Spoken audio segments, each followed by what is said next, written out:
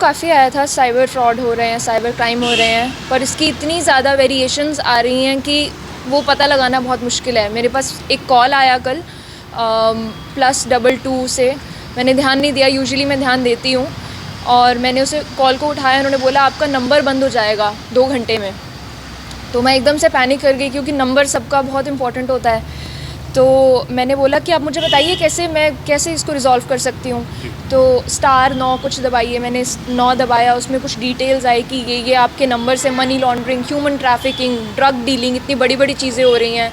तो वो सुन के तो मैं वैसे ही डर गई कि ये कैसे हो सकता है। तो उन्होंने बोला कि अभी आपको साइबर क्राइम ब्रांच से फ़ोन आएगा, वो आपको बताएंगे कि क्या करना है। तो वहाँ से मेरे पास कॉल आया, उन्होंने बोला, मुझे काफ़ी अक्यूज़ किया उन्होंने कि आपको पता नहीं चला, आपके आधार कार्ड से इतने बड़े बड़े क्राइम्स हो रहे हैं और ड्रग डीलिंग हो रही है। एक मोहम्मद जुनैद अख्तर नाम का इंसान है जिसने आपका आधार कार्ड यूज़ किया है और उसने 500 फेक अकाउंट्स बनाए हैं, इतनी सारी लड़कियों को किडनैप कर लिया है और बहुत बड़े बड़े क्राइम्स हो रहे हैं। कुछ 100 करोड़ रुपए उसने मनी लॉन्ड्रिंग में मेरे आधार कार्ड को यूज़ करके किए हैं। तो मैं काफ़ी पैनिक कर गई। मैंने बोला कि आप मुझे बताइए मैं कैसे कोऑपरेट कर सकती हूँ। तो उन्होंने पहले तो काफ़ी फ़ोर्स किया कि आप महाराष्ट्र आइए, आप चौकी आइए, आप वहीं पे बात होगी हमारे, अब तो यहाँ पे कुछ नहीं होगा। तो मैंने कहा मैं कैसे आ सकती हूँ, मेरी जॉब है, मेरा काम है यहाँ पे, मैं ऐसे नहीं आ सकती हूँ, और महाराष्ट्र आना ऐसे छोटी मोटी बात थोड़ी है। तो फिर उन्होंने बोला कि कोई बात नहीं, आप कोऑपरेट करो हमारे साथ, हम एक शर्त पे आपका ये ऑनलाइन हम देखेंगे कैसे रिज़ॉल्व होगा।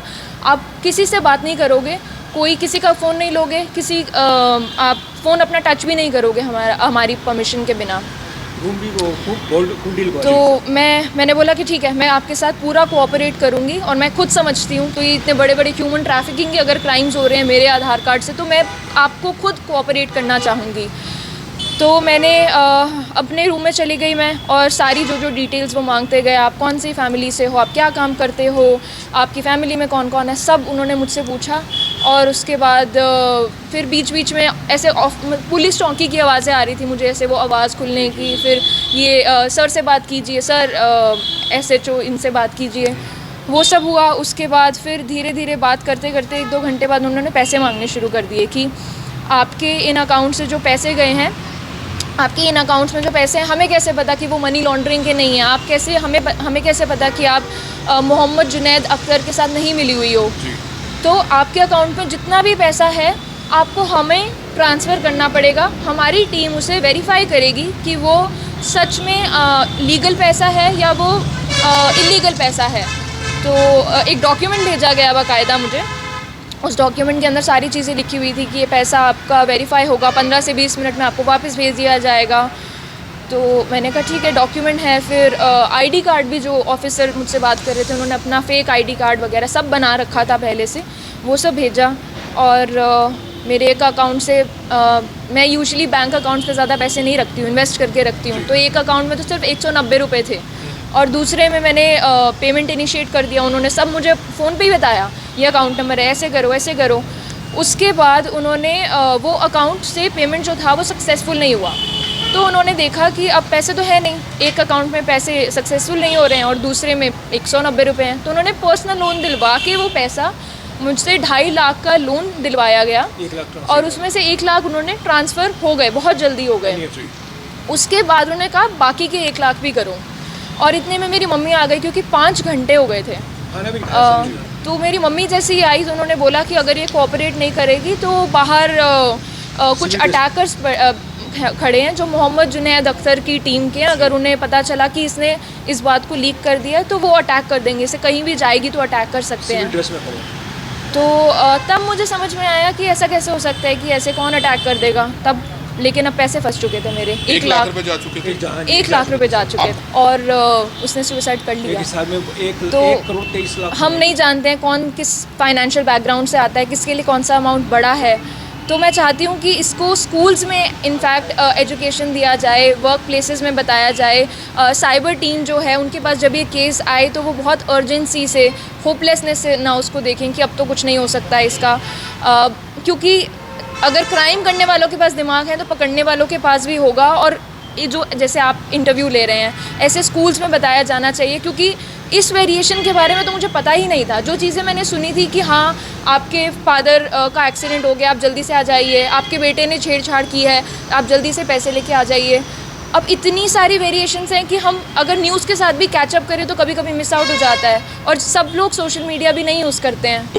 फेक व्यक्ति कोई पुलिस ऑफिसर या सीबीआई ऑफिसर बनकर बैठा होता है। देखिए, हाल ही दिनों में साइबर क्राइम पुलिस स्टेशन में काफ़ी ऐसे मामले सामने आए हैं जिसमें डिजिटल अरेस्ट के नाम पर पीड़ित से काफ़ी रुपये ऐंठे गए हैं। इस संबंध में हमने काफ़ी मुकदमे दर्ज भी किए हैं और उनको इन्वेस्टिगेट भी कर रहे हैं। लेकिन ऐसे मामलों में हमारे सभी करनाल वासियों को बड़ी सावधानी और अवेयर होने की ज़रूरत है। जब भी आपके पास में कोई भी अनजान नंबर से व्हाट्सएप पे वीडियो कॉल आए तो सतर्क हो जाएं और उसको पहले प्रॉपर ढंग से वेरीफाई करें। यदि आपको लगता है कि कोई व्यक्ति अपना आपको पुलिस अधिकारी या किसी अन्य लॉ इन्फोर्समेंट एजेंसी का ऑफिसर बता करके आपको किसी केस में शामिल होने के बारे में डरा धमका रहा है, तो अपने जो भी नज़दीकी पुलिस स्टेशन है या जिस एजेंसी का अपना आपको बता रहा है वहाँ से जो ऑथराइज सोर्स है उसे ज़रूर वेरीफाई करें। क्योंकि कभी भी कोई भी एजेंसी व्हाट्सएप पे वीडियो कॉल करके आपको कोई सम्मन नोटिस भेजना या पैसे हटने का काम नहीं करती है। किसी भी एजेंसी के द्वारा सम्मन भेजना, नोटिस भेजना, उसका एक प्रॉपर प्रोसीजर होता है। तो मेरा सभी करनाल वासियों से आग्रह रहेगा कि इस प्रकार के जो भी लोग ये नोटिस या सम्मन भेजते हैं और डराते धमकाते हैं उनके झांसे में ना आए और ना ही डरे और घबराएं। अपने नज़दीकी जो भी पुलिस स्टेशन है या जो साइबर क्राइम पुलिस स्टेशन है उस पर रिपोर्ट करें, या साथ ही आप अपने घर बैठे भी एनसीआरपी पोर्टल पे भी या 1930 पे भी एक केस रिपोर्ट कर सकते हैं। सर, करनाल में कितने मामले आ चुके हैं और एक लड़की को काफ़ी घंटे तक जो है डिजिटल अरेस्ट करके रखा है, उसके बारे में? देखिए, हाल ही दिनों में काफ़ी ऐसे मामले सामने आए हैं जिसमें और काफ़ी बड़ी स्केल पे भी पैसे लोगों से ठगे गए हैं। साथ ही कुछ इन्वेस्टमेंट के नाम पे भी फ्रॉड के केसेस भी सामने आए हैं, या फिर जिनके लोग विदेश में रह रहे हैं उनकी नकल, उनकी भाषा आवाज़ की नकल करके कि वहाँ पर वो कोई व्यक्ति फंसा हुआ है विदेश में, उसकी आवाज़ निकाल करके उससे भी लोगों से पैसे लिए गए हैं। तो मेरा पुनः सभी लोगों से यही आग्रह रहेगा कि व्हाट्सएप वीडियो कॉल या व्हाट्सएप ऑडियो कॉल कोई भी आपके पास में आती है अनजान नंबर से तो ज़रूर अपने वेरीफाई करें। यदि कोई आपको कोई भी व्यक्ति अपना आपको पीड़ित के परिवार से या संबंधी होने का भी दावा कर रहा है तो भी अपने संबंधी के जो आपके पास नंबर अवेलेबल है उसे ज़रूर वेरीफाई कर लें कि इस प्रकार का कोई व्यक्ति एग्जिस्ट भी करता है या नहीं करता। ऐसे आरोपियों तक पहुंचने के लिए पुलिस क्या कर रही है सर? देखिए, हालांकि ऐसे मामले क्योंकि जैसे जैसे तकनीक का विस्तार होता है या नई टेक्नोलॉजीज आती है तो जो असामाजिक तत्व है वो भी पैसे कम समय में पैसे हटने की फिराक में रहते हैं। लेकिन साथ ही पुलिस को भी इस प्रकार के जो भी ये फ्रॉड सामने आ रहे हैं उनको इन्वेस्टिगेट करने के लिए हम ट्रेनिंग दे रहे हैं।